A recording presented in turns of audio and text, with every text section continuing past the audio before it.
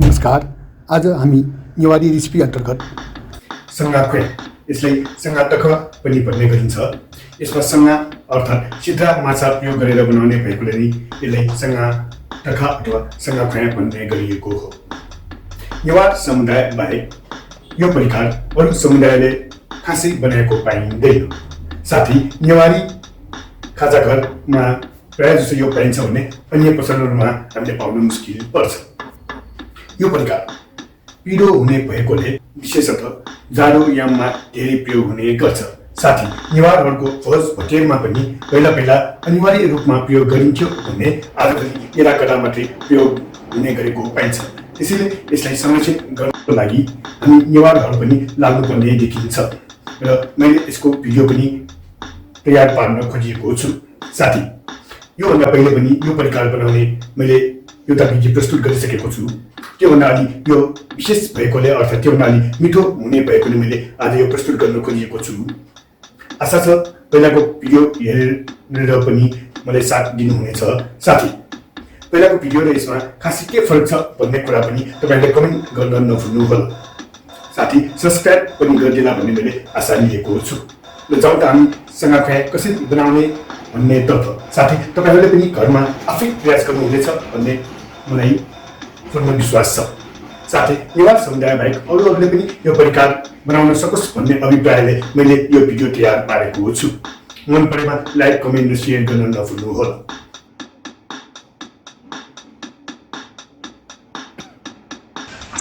नेवार समुदायमा पनि ठाउँ अनुसार यसको नाम अलि फरक हुने गरेको पाइन्छ। कसैले यसलाई संयातखा भन्ने गरिन्छ भने कसैलाई संयाखुला र कसैले यसलाई संयाख्वे भन्ने गरेको पाइन्छ। तर स्वाद र बनाउने तरिकामा भने खासै फरक छैन। यो परिकार बनाउनको लागि आज मैले बजारबाट 2वटा राँगाका खुट्टाहरू ल्याएको छु। अर्थात् यो परिकार राँगाको खुट्टाबाट बनाउने गरिन्छ। राँगाको खुट्टालाई नेवारीमा टोन भन्ने गरिन्छ। साथै यसमा हामीले अरू छाला पनि मिसाउन सक्छौँ, किनकि छाला अर्थात् राँगाको खुट्टाबाट झोल धेरै आउने भएकोले विशेषतः यसमा राँगाको छाला र खुट्टा प्रयोग गर्ने गरिन्छ। अर्थात् यो मासुको झोललाई जम्म लगाएर बनाउने एक विशेष परिकार हो। सर्वप्रथम यसलाई राम्रोसँग पखालौँ। एउटा चक्कुको सहायताले अर्थात् स्टिल चुसको सहायताले हामी यसमा रहेको कालो दागले हटाउन सक्छौँ।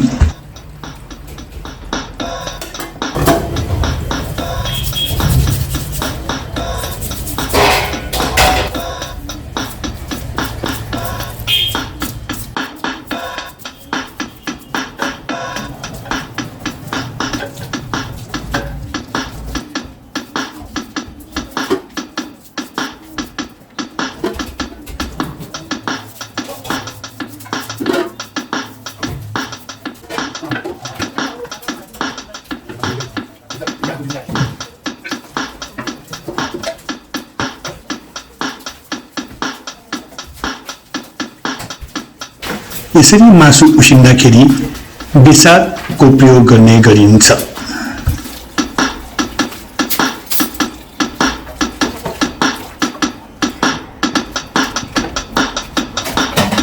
यहाँ मैले अर्को कुरा पनि जोड्न चाहे। मैले यसमा 2टा राँगोको खुट्टालाई एउटाले 4 टुक्रा र अर्कोलाई 5 टुक्रा गरेर ल्याएको छु। अर्थात् हड्डीभित्रको बोन म्यारोलाई यथावत राखेर उसिन्दैछु। जुन कुरा मैले जोडेर पनि देखाउँदैछु।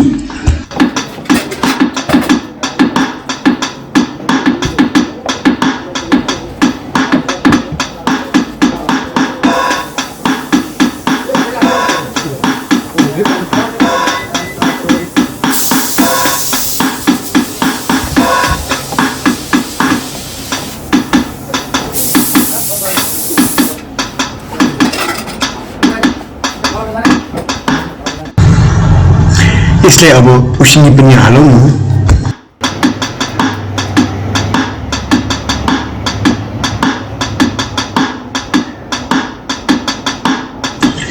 यसलाई हामीले हड्डी र मासु छुट्टिने गरी उमाल्नु पर्छ। अर्थात् कम्तीमा पनि 5-6 सिटी दिन लाउनु पर्छ। जति उमाले त्यति नै बढी झोल निस्किन्छ। यदि झोल सुकेमा हामीले तातो पानी हालेर फेरि झोल बनाउन सक्छौँ, तर कथम कदाचित यसमा चिसो पानी हाल्नु हुँदैन। यसरी चिसो पानी थप्यो अथवा हाल्यो भने यो नजल्नु लेदो भएर बस्छ।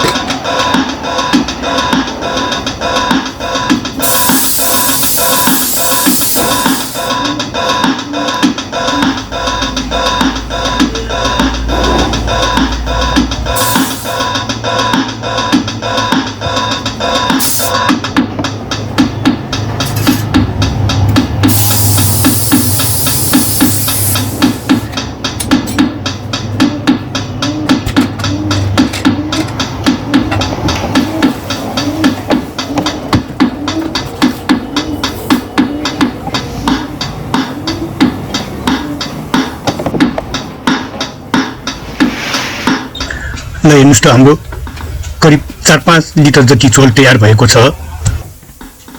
साथै हामीले हड्डी र मासु छुट्टिने गरी नै उमालिसकेका छौँ भने यसमा रहेको बोन म्यारो पनि झोलमा गइसकेको छ।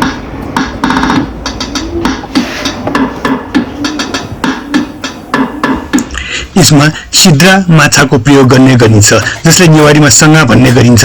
त्यसैले यसलाई सङ्याख्वे, सङ्याखुङ्ला अथवा सङ्यातखा भन्ने गरिएको हो।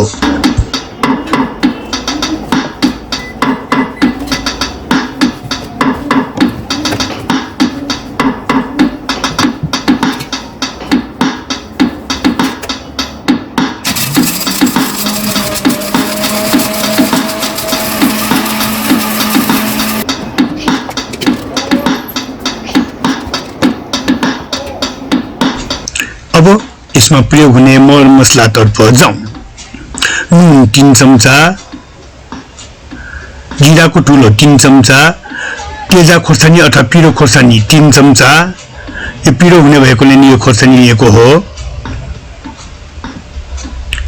गरम मसला 1.5 चम्चा जति, बेसार 2 चम्चा, अदुवा लसुनको पेस्ट 3 चम्चा लिएका छौँ। त्यस्तै गरी सिद्रा माछाको ठुलो 2 चम्चा जति र अलिकति सिद्रा माछा पनि फुटेको लिएको छु। यसमा हामीले 100 ml जति फुटेको तोरीको तेल प्रयोग गर्छौँ। यसमा बोन म्यारो पनि मिसिएकोले तेल अलि कम प्रयोग गरेको हो। त्यस्तै गरेर यसमा एक प्रकारको फल जसलाई चाम्सी भन्ने गरिन्छ। आज चाम्सी नपाएकोले हामीले निम्मा प्रयोग गरेका छौँ। निम्माको पनि हामी प्रयोग गर्न सक्छौँ भनेर देखाउन खोजिएको हो। हाम्रो तावा गरम भयो, अब हामी तेल तताउँ।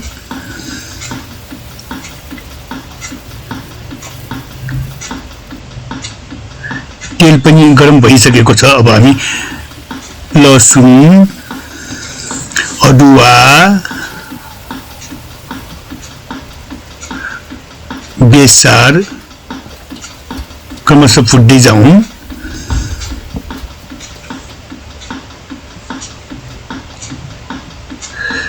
जिराको टुलो,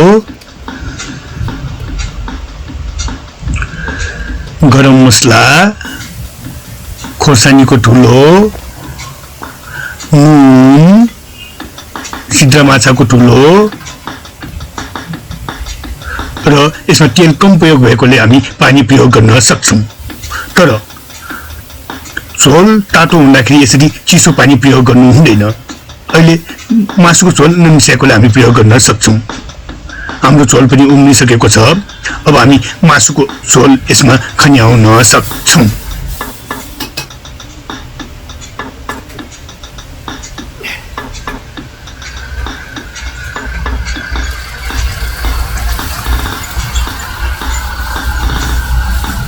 हेर्नुस् त, हाम्रो झोल पनि उम्लिसकेको छ।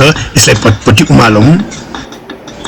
अनि एउटा अर्को कुरा मैले जोड्न चाहे, यसरी झोललाई उमाल्दै गएर यसको आधी मात्रै हुने गरी हामीले उमाल्यौँ भने यो छाला जतिकै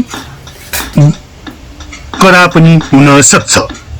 यहाँ हामीले मसला पनि अलि कम प्रयोग गरेका छौँ, अर्थात् हामीले धेरै उमालेर धेरै बाक्लो खाले संगाख्वाई पनि बनाउन सक्छौँ। तर हामी यसको नाम थलथलै भएको हुनाले अलि थरथर काप्ने गरी बनाएर देखाउन खोजिएको छु। साथै अर्को मैले के देखाउन खोजेको छु भने यसरी मसला हाल्दाखेरि नपुग्दाखेरि आटिनु पर्दैन, हामी पछि पनि शैलीसँग मसला हालेर त्यही स्वादमा ल्याउन सक्छौँ भन्ने कुरा पनि देखाउन खोजिएको छु। यो परिकार पिरो हुने गरी बनाउने भएकोले यसको राम्रो कलरको लागि हामीले एउटा फुड कलर पनि प्रयोग गर्न सक्छौँ, जसको लागि हामी अरेन्ज रेड कलर प्रयोग गर्न सक्छौँ। तर यो अप्सनल छ, प्रयोग गर्नै पर्छ भन्ने छैन।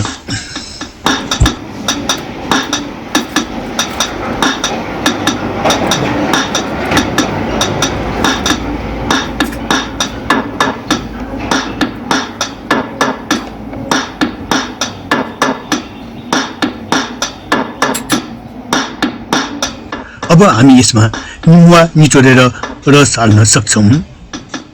यो निमुवालाई ग्लास अथवा भाँडोमा हालिसकेपछि मात्रै पनि प्रयोग गर्न सक्छौँ, तर अहिले नै प्रयोग गर्दा पनि खासै फरक पर्दैन।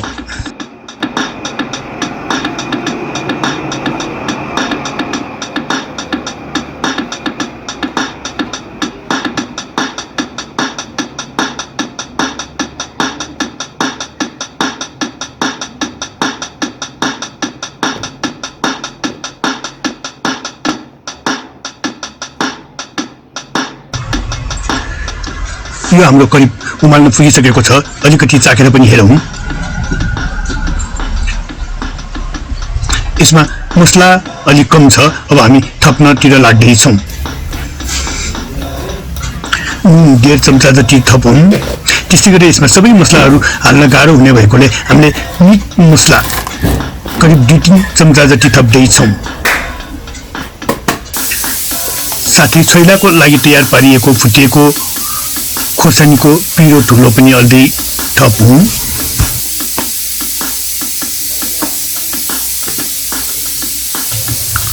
हाम्रो संयाख्वाईको झोल पनि तयार भएको छ। अब आगो निभाएर एक ठाउँमा पन्साउँछौँ।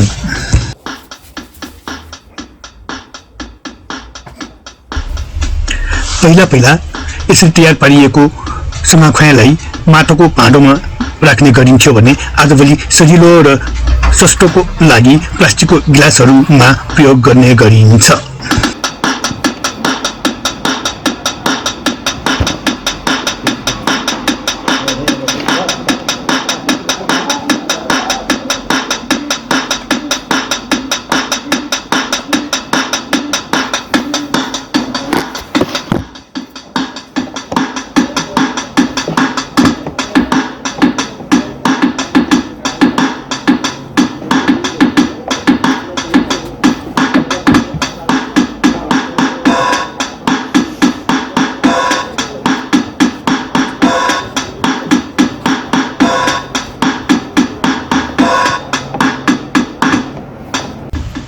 यो उब्रिएको मसलालाई हामी फाल्छौँ। अलि राम्रो देखोस् भनेर हामी सिद्रा माछाको टुक्राहरूलाई अलिअलि माथिबाट हाल्न सक्छौँ।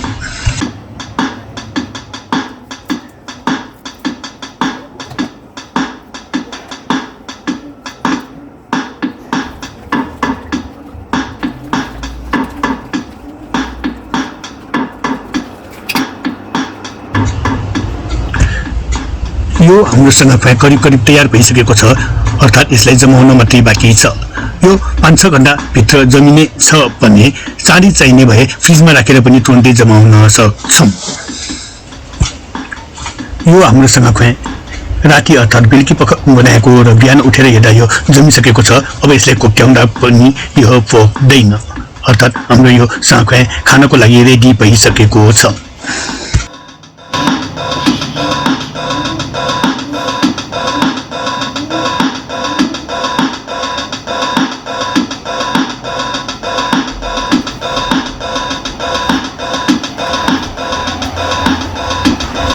लसुन चुरा र यो संयाख्वाय सँगै खाँदाखेरि अनुहारमा पसिना आउन पनि बेर लाग्दैन।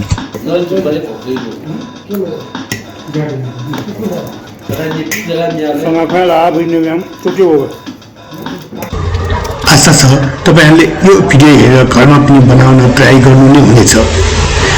छड्को नमानिकन भिडियो पुरा हेरिदिनु भएकोमा धन्यवाद।